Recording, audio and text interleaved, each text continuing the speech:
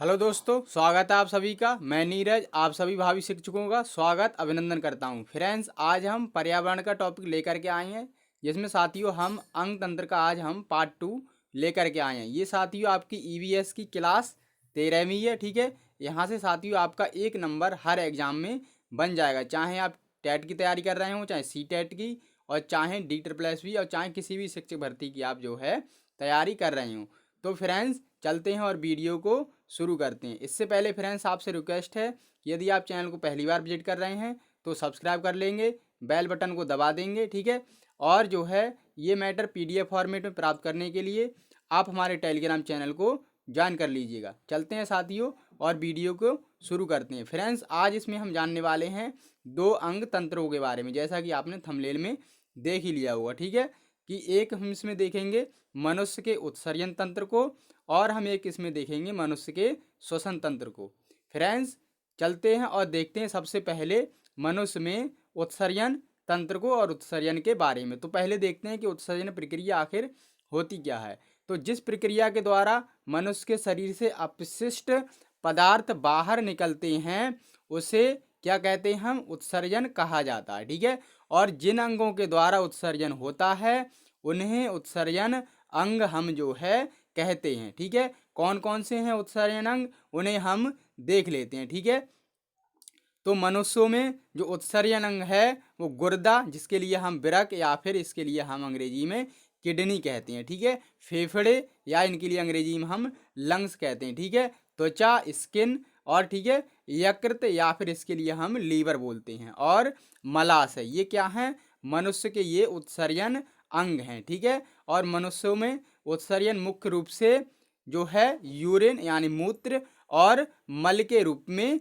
होता है। ठीक है, देखते हैं साथियों कौन कौन से उत्सर्जन अंगों का काम क्या क्या होता है। ठीक है, तो सबसे पहले हम देखते हैं किडनी के बारे में। ठीक है, तो किडनी साथियों मनुष्य में कितनी पाई जाती हैं, तो 2 किडनी पाई जाती हैं। ठीक है, और इनके लिए हम गुर्दा भी जो है बोलते हैं। ये साथियों क्या है, तो ये मुख्य जो है उत्सर्जन अंग है। और इसका आकार हम देखें कैसा होता है इसका आकार, तो इसका आकार राजमे की जो फली होती है ना, उसके आकार का जो है होता है। साथियों फिगर भी मैं लेकर के आया हूँ, जिसमें आपके लिए स्पष्ट जो है क्लियर हो जाएगा। ठीक है, करता क्या है किडनी, तो किडनी का अगर हम काम देखें तो क्या है, जब रक्त गुर्दों में यानी किडनी में पहुंचता है तब गुर्दे उसमें से उपयोगी और हानिकारक पदार्थ छान लेते हैं, है ना।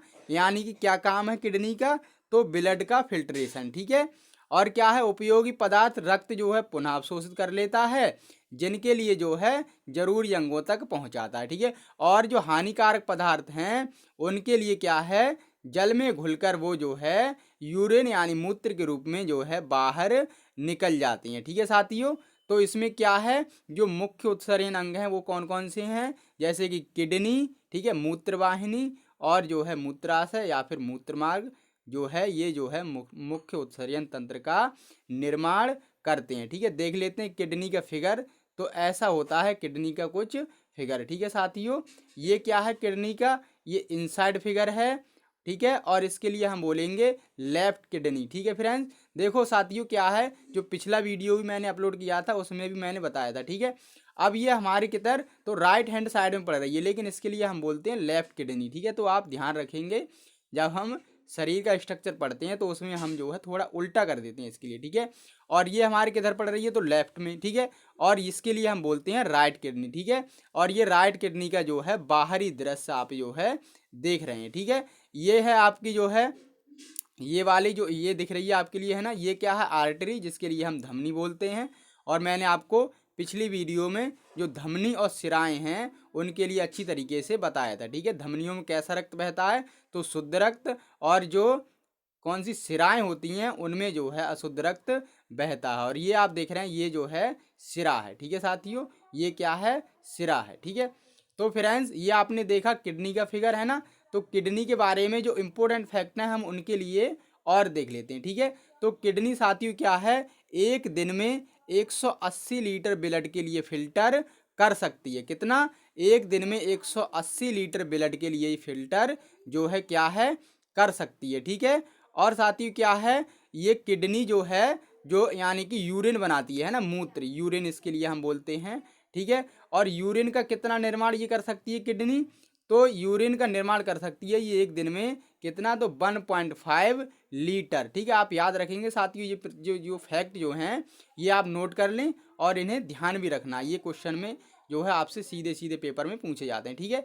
तो क्या है साथियों, जो किडनी में क्या है, जो पत्थर बन जाते हैं, स्टोन है ना, वो किसके होते हैं, वो होते हैं कैल्शियम ऑक्जेलेट के, ठीक है। कैल्शियम ऑक्जेलेट के वो जो है पत्थर होते हैं ना, स्टोन होते हैं, जिन्हें दूर करने के लिए किसका प्रयोग करते हैं, तो हम मैग्नीशियम का जो है इन्हें दूर करने के लिए प्रयोग करते हैं, ठीक है। बात करें एक दो फैक्ट यूरिन के बारे में, तो यूरिन साथी मैंने कितना बताया, किडनी कितना बना देती है एक दिन में, यानी 24 घंटे में 1.5 लीटर, ठीक है।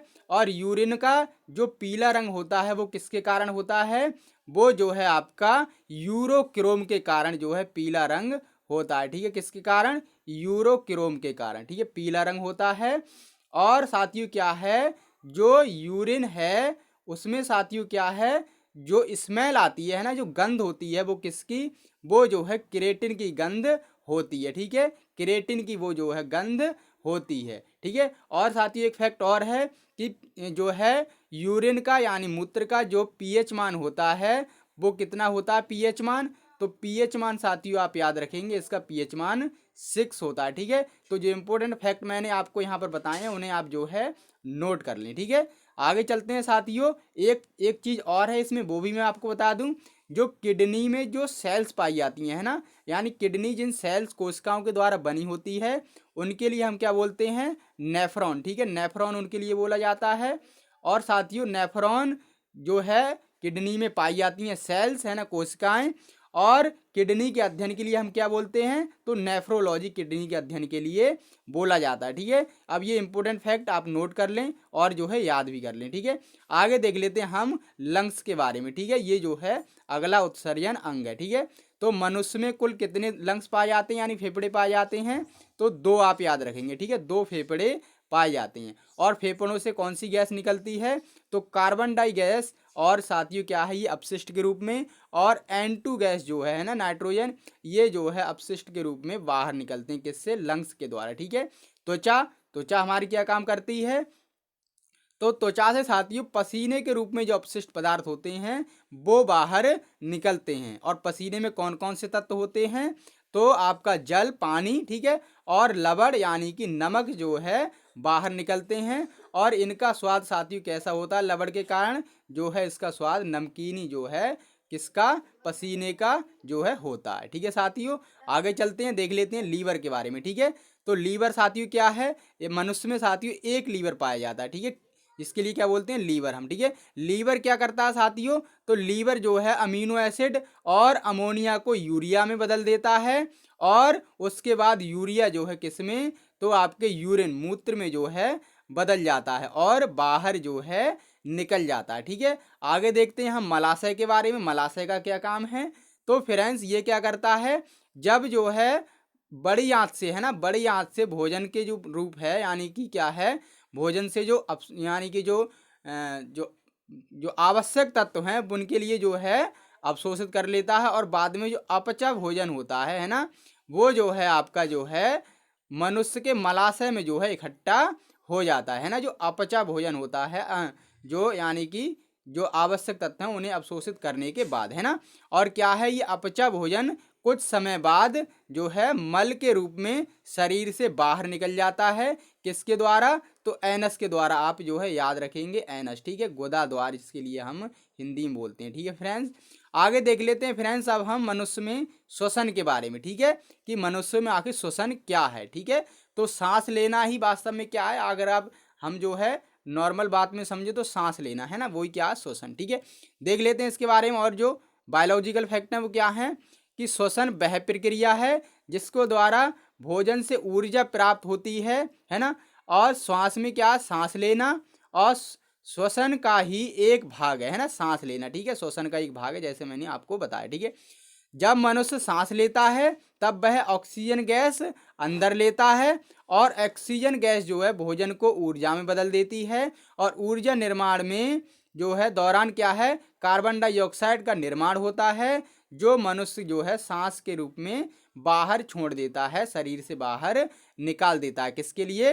कार्बन डाइऑक्साइड के लिए। ठीक है साथियों, तो एक दो फैक्ट यहाँ पर भी हैं, उन्हें हम बात कर लेते हैं कि मनुष्य कितनी ऑक्सीजन अंदर लेता है, तो जितनी वायुमंडल में पाई जाती है, लगभग 21%। ठीक, 21% जो है कितनी अंदर ले लेता है मनुष्य। ठीक है, और साथियों बाहर कितनी निकल जाती है, यानी क्या है, शरीर जो 21% ऑक्सीजन ली है इसका पूरी का अवशोषण नहीं करता है ना, इसमें से कितनी, तो 17% जो है बाहर निकल जाती है। ठीक है, यानी कि क्या है, 4% कार्बन डाइऑक्साइड बन जाती है ना। अब कितनी कार्बन डाइऑक्साइड जाती है अंदर, तो आप याद रखेंगे 0.3%, जो कि जितने वायुमंडल में हमारे पाई जाती है। ठीक है, और बाहर कितनी निकलती है, तो 4% जो है कार्बन डाइऑक्साइड बाहर निकल जाती है। ठीक है, अब देख लेते हैं फ्रेंड्स जो मनुष्य में श्वसन अंग हैं उनके बारे में। ठीक है, तो कौन कौन से हैं श्वसन अंग, इसमें जो है नासा द्वार, जिसके लिए हम बोलते हैं नाक, है ना, और श्वसन नली जो नाक से शुरू होती है और जिसमें जो है ऑक्सीजन अंदर जाती है जिसके द्वारा, है ना, और क्या है, फेफड़े और डायाफ्राम। फ्रेंड्स यहाँ से डायाफ्राम से आपसे क्वेश्चन पूछा गया है, तो इसके लिए हम जो डिस्कस करेंगे अच्छे से। ठीक है, तो ये है आपके सामने क्या, रेस्पिरेटरी सिस्टम यानी कि श्वसन तंत्र। ठीक है, इसमें साथियों ये क्या है, इसके लिए हम नोज बोलेंगे, नाक है ना, और ये माउथ है। ठीक है, और ये क्या है, ट्रैकिया। ठीक, ट्रैकिया है ये, जिसके लिए हम क्या बोलते हैं, तो श्वास नली हिंदी में हम इसके लिए बोलते हैं। ठीक है, और ये आपको दिख रहे हैं लंग्स। ठीक है, फेफड़े ये आपके लिए दिख रहे हैं। ठीक है, आगे देखते हैं, ये जो नीचे आपके लिए दिख रहा है ये जो है डायाफ्राम है। ठीक है, इसके लिए आप याद रखें डायाफ्राम है। ठीक है, अब फ्रेंड्स क्या है, इनमें जो इंपॉर्टेंट फैक्ट हैं जैसे कि डायाफ्राम, लंग्स और ट्रैकिया से, उन्हें हम देख लेते हैं। ठीक है, तो चलते हैं आगे फ्रेंड्स।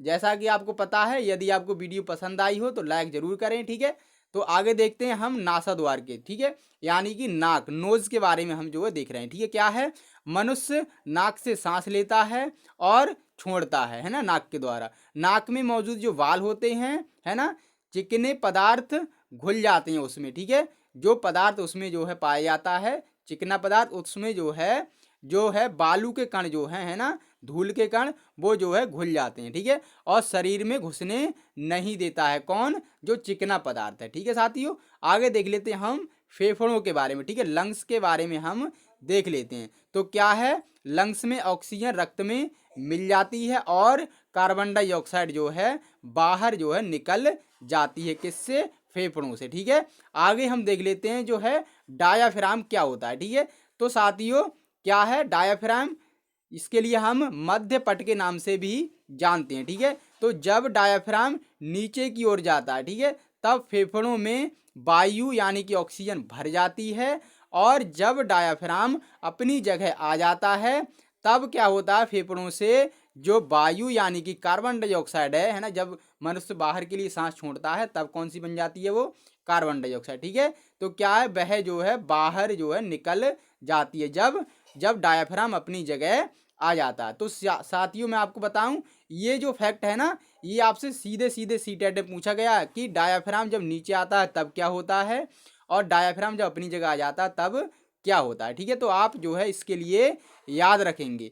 तो फ्रेंड्स उम्मीद करते हैं मैंने बहुत ही शॉर्ट में आपके लिए बता दिया है, जो कि आपके सीटेट एग्जाम के लिए सीधा सीधा यहाँ से क्वेश्चन पूछा जाता है। ठीक है, तो उम्मीद करते हैं आपको लिए यहाँ पर बहुत कुछ जानने को मिला होगा। मिलते हैं फ्रेंड्स अगले वीडियो में, तब तक के लिए मुझे नीरज को इजाज़त दीजिए। धन्यवाद साथियों।